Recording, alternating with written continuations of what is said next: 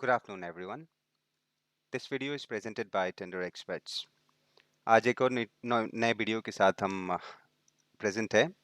आज बात करेंगे हम जो एरर मैसेज अभी स्क्रीन पे दिख रहा है इसके बारे में। एरर है टेंडर पब्लिश करने के टाइम पे डिपार्टमेंट यूजर्स को ये प्रॉब्लम आता है, बायर्स को ये प्रॉब्लम आता है जब टेंडर को पब्लिश किया जा रहा होता है। उस टाइम पे जिस टाइम आप फाइनल टेंडर को कंप्लीट कर लेते हैं और last option send to publish पे जब क्लिक करते हैं, यानी क्रिएशन का पूरा पार्ट कंप्लीट हो गया है और सेंड टू पब्लिश पे जब क्लिक करते हैं तो हमारे पास एक एरर मैसेज आता है। वो एरर मैसेज आप यहाँ पे देख सकते हैं। एरर है, error found in any one of the following cell at row 14, quantity और यूनिट्स और आइटम कोड और item total amount without taxes formula. All of these cells should contain value or all of these cells should be blank. ये common error है, ज़्यादातर departments को ये problem आती है। तो आज इसके बारे में हम बात करेंगे कि इसको कैसे सॉल्व करते हैं। ये प्रॉब्लम है एक्चुअल में बीओक्यू से रिलेटेड, बिल ऑफ क्वांटिटी से एसोसिएटेड प्रॉब्लम है जो बीओक्यू स्टैंडर्ड के अंदर अपलोड किया गया है, उससे रिलेटेड प्रॉब्लम है। तो जब भी ये इस तरह का प्रॉब्लम आए, जब टेंडर को फाइनली पब्लिश कर रहे हों और वहां पे आपको ये प्रॉब्लम आ गई है जहां पे error found in any one of the following sales का एरर मैसेज आता है, तो उसके लिए क्या करना होगा? सबसे पहले हम जो इसका बीओक्यू है, इसके अंदर जो हमने अपलोड किया हुआ है, वो बीओक्यू को हम चेक करेंगे। तो आइए हम देखते हैं कि किस तरह से बीओक्यू को चेक किया जाएगा। तो यहाँ पे देखिए, सबसे पहले जो बीओक्यू हमने इसके अंदर डाला हुआ था उसको ओपन करेंगे। जो इस टेंडर के साथ हम पब्लिश करने वाले हैं वो बीओक्यू है। आप ये देखिए, ये बीओक्यू है। ये डिपार्टमेंट यूजर टेंडर को पब्लिश कर रहे थे, उस टाइम पे ये प्रॉब्लम आई। यहाँ पे देखिए, ये बीओक्यू जो अपलोड किया गया वो यही है, बिल्कुल सेम बीओक्यू जो इस टेंडर के साथ अपलोड किया गया है।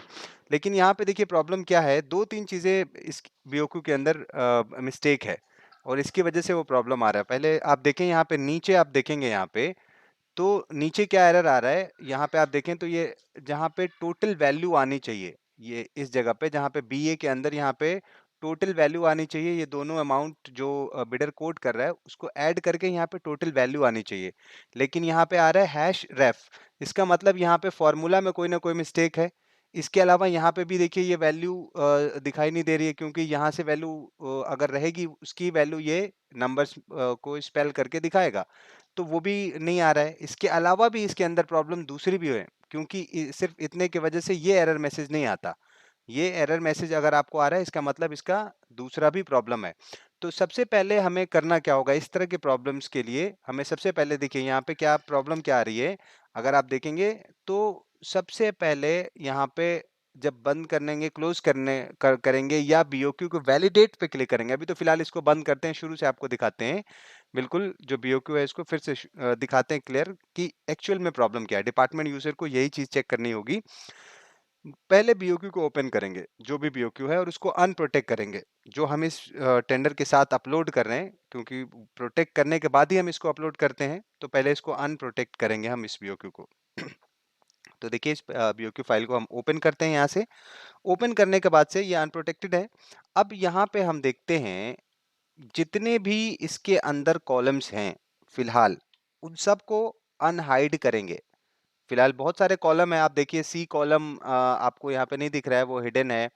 इसके अलावा आई के बाद से एम है। पहले तो अनप्रोटेक्ट कर रहे हैं, जो भी पासवर्ड डाल के हमने इसको प्रोटेक्ट किया था उसी पासवर्ड से हमें अनप्रोटेक्ट करना होगा, फिर ही जाके हम इस बीओक्यू में कोई चेंजेस कर सकते हैं। तो हमने ये अनप्रोटेक्ट कर लिया और अब आप देखें यहाँ पे, तो हम पहली चीज देखिए, ये एरर मैसेज क्या आ रहा है, हमने वैलिडेट पे क्लिक किया। सबसे पहले अनप्रोटेक्ट करने के बाद वैलिडेट पे क्लिक करेंगे तो मोस्ट प्रोबेबली ये बीओक्यू ऑटोमेटिक आपको एरर शो कर देगा। यहाँ पे जब हम इसको वैलिडेट कर रहे हैं तो ये एरर मैसेज आ रहा है कि duplicate serial number, duplicate item code, sorry, error message है please remove duplicate item code.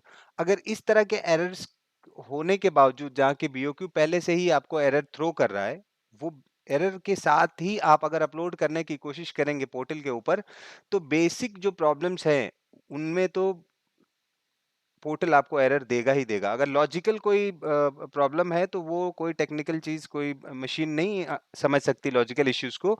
लेकिन बेसिक अगर कुछ टेक्निकल आप मिस्टेक कर रहे हैं कोई बेसिक स्ट्रक्चर में मिस्टेक कर रहे हैं, तो पोर्टल आपको एरर बताएगा कि यहाँ पे ये प्रॉब्लम हो रही है। फिलहाल अभी बीओक्यू ही आपको एरर बता रहा है कि आपका आइटम कोड में प्रॉब्लम है। इसके अलावा यहाँ पे बाद में बोल रहा है कि the BOQ validations are not complied. जब तक ये कंप्लाइड नहीं होगा, आपको अपलोड नहीं करना चाहिए। अगर कंप्लाइड का मैसेज नहीं शो कर रहा है अनप्रोटेक्टेड होने के बाद, तो आपको इसको अपलोड नहीं करना चाहिए। तो हमने इसको पहले चेक करेंगे कि ये आइटम कोड कहाँ है। सी कॉलम के अंदर होता है। हमने सी कॉलम को अनहाइड किया तो हमने देखा कि यहाँ पे आइटम कोड दोनों में सेम रखा हुआ है हमने, और कोई नंबर रखा हुआ था। तो नंबर को हमने हटा के अब फिर से इसको करते हैं। अभी देखिए, सॉरी, फिर से वही मैसेज आ रहा है, रिमूव डुप्लीकेट आइटम कोड, क्योंकि मैंने बाई मिस्टेक यहाँ पे दोनों में एक ही चीज लिख दी। कॉलम सी के अंदर पहले हाइड था, इसको अनहाइड किया हमने, और ये देखिए रेड, अपने आप ये रेड हो गया है। यहाँ पे एरर होता है, वो रेड करके शो करता है, तो ये एरर भी दिखा रहा है यहाँ पे। तो हमने इसको आइटम 1 और आइटम 2 यहाँ पे लिख दिया। कोई और चीज यहाँ पे नहीं लिखना है, अल्फा न्यूमेरिक होना चाहिए। सिर्फ नंबर्स लिखेंगे तो प्रॉब्लम होगी। अल्फा न्यूमेरिक होना चाहिए, यानी कैरेक्टर्स और नंबर दोनों होने चाहिए। तो मैंने आइटम 1 और आइटम 2 दोनों के लिए लिख दिया। अभी देखिए वैलिडेशन बिल्कुल फाइन बता रहा है, लेकिन अभी भी ये प्रॉब्लम आ सकता है। जब हम इसको अपलोड करेंगे तो यहाँ पे एरर आ सकता है। तो यहाँ देखिए मैं फॉर्मूले को सही कर रहा हूँ, यहाँ फॉर्मूला सही नहीं था, तो मैं फॉर्मूला सही कर रहा हूँ ताकि ये करेक्ट वैल्यू शो करे, क्योंकि जब कंपैरेटिव चार्ट बनेगा तो यहीं से वैल्यू उठाता है। तो यहाँ पे देखिए ये वैल्यू हमने सही कर दी, और ये फॉर्मूला सही करते देखिए सारी चीजें अपने आप सही हो गई। इसके अलावा ये देखिए बीए कॉलम है, एक बीबी कॉलम भी है, उसको भी चेक करना जरूरी है, क्योंकि कंपैरेटिव चार्ट इन्हीं दोनों के बेसिस पे बनता है। हालांकि बीबी कॉलम हिडन होता है बहुत सारे केसेस में, लेकिन उसको अनहाइड करके उसके फॉर्मूला जरूर चेक किए कीजिए किसी भी टेंडर को पब्लिश करने से पहले, यानी बीओक्यू को फाइनली कंप्लीट करने से पहले। अब देखिए यहाँ पे हम इसमें वैल्यू डाल के चेक कर ले रहे हैं कि कैलकुलेशन वगैरह सब सही आ रहा है कि नहीं आ रहा है। यहाँ पे एक्सेस लेस वगैरह भी करके हम चेक कर लेंगे कि काम कर रहा है, मैक्रोस वगैरह सही कर रहा है कि नहीं। बिल्कुल ओके हो रहा है, सारी चीजें एकदम सही है। यहाँ पे हम देख रहे हैं कि कैलकुलेशन वगैरह ठीक है। तो अब हम क्या करेंगे, इसके अंदर ये जो वैल्यू हमने डाल रखी है यहाँ पे, अब फिर से इसको प्रोटेक्ट करेंगे, क्योंकि अब ये बीओक्यू बिल्कुल ओके हो गया है। इसके अलावा भी सिर्फ प्रॉब्लम इतना ही नहीं होता, ये तो बेसिक बहुत ही स्मॉल इशू था जो कि यहीं पे दिख रहा था, हमने इसको रेक्टिफाई कर दिया। बहुत सारे ऐसे केसेस हैं जिसके अंदर पे आप जब इसको कोशिश करेंगे तो यहाँ पे वैलिडेट दिखा रहा होगा, बीओक्यू को आप वैलिडेट करेंगे, वैलिडेट दिखाएगा, लेकिन जब अपलोड करेंगे तो वो एरर मैसेज आएगा। उसमें क्या होता है, कुछ और पॉसिबिलिटीज है। जैसे आप कहीं पे नंबर वाले सेल में आप कहीं हो सकता है कि टेक्स्ट डाल रहे हो, कहीं पे ऐसा हो सकता है कि जहां पे वैल्यू नहीं डालनी होती है कोई भी, वहां पे भी आपने कोई वैल्यू डाल रखी है। जो कुछ ऐसा भी हो सकता है कि जो बिडर के लिए रिजर्व सेल है उसके अंदर डिपार्टमेंट ने कोई वैल्यू डाल रखी है। तो और भी कई सारे पॉसिबिलिटीज हैं, ये सारी चीज को पहले चेक करना है। अभी देखिए हमने ये रिमूव नहीं किया था, ये ब्लैंक होना चाहिए, क्योंकि ये बिडर के लिए होना चाहिए। बिडर के लिए है तो ये ब्लैंक होना चाहिए सेल। पहले इसको ब्लैंक रखेंगे, फिर वैलिडेट करेंगे, और फाइनली देखिए ये बीओक्यू वैलिडेशन कंप्लाइड हो रहा है। फिर से इसको सेव करके प्रोटेक्ट करेंगे, और अब इसी बीओक्यू को फिर से चल के हम अपलोड करते हैं और देखेंगे कि क्या ये अब अपलोड हो रहा है या नहीं हो रहा है। तो बिल्कुल इतना ही सा प्रॉब्लम था बीओक्यू के अंदर। इस बीओक्यू के अंदर सिर्फ इतना ही प्रॉब्लम था फिलहाल, लेकिन दूसरे बीओक्यू में हो सकता है इसके अंदर सिर्फ 2 ही आइटम है। हो सकता है आपके पास 50 आइटम हो या उससे भी ज्यादा के आइटम हो, 100 200 1000 आइटम हो। तो बड़े जो बीओक्यू होते हैं उसके अंदर थोड़ा सा टाइम लग सकता है प्रॉब्लम को आइडेंटिफाई करने में। ज्यादातर तो बीओक्यू यहीं से आपको थ्रो कर देगा कि ये आइटम कोड में प्रॉब्लम है, यहाँ पे प्रॉब्लम है। तो ये देखिए मैं इसको सेव कर रहा हूँ, कंटिन्यू कर रहा हूँ। एक चीज और बता दूं, अभी जब इसको हम सेव करेंगे, जब प्रोटेक्ट कर देते हैं बीओक्यू को, बीओक्यू प्रोटेक्ट होने के बाद से ये एज अ बिडर ट्रीट करने लगता है। तो जैसे सेव करेंगे इसको या इसको क्लोज करेंगे तो ये बताएगा नॉट कंप्लाइड। अब जब प्रोटेक्ट करने के बाद से कंप्लाई कब होगा, जब बिडर की तरह इसकी वैल्यू को भर दिया जाए। इसलिए अगर प्रोटेक्ट करने के बाद आपको बीओक्यू नॉट कंप्लाइड का मैसेज आ रहा है तो आपको इग्नोर करना है, क्योंकि अब ये बीओक्यू बिहेव करने लगा है एज अ बिडर के एंड पे। बिडर को वो फोर्स करेगा, अगर वो वैल्यू नहीं भरता तो उसको भी बताएगा कि आपके एंड पे ये बीओक्यू वैलिडेट नहीं हो रही है। इसलिए प्रोटेक्ट करने के बाद से अगर ये मैसेज आ रहा है कि बीओक्यू नॉट वैलिडेट, तो कोई इशू नहीं है, आप उसको, वो आएगा ही आएगा मैसेज, तो उसको आपको इग्नोर करना है।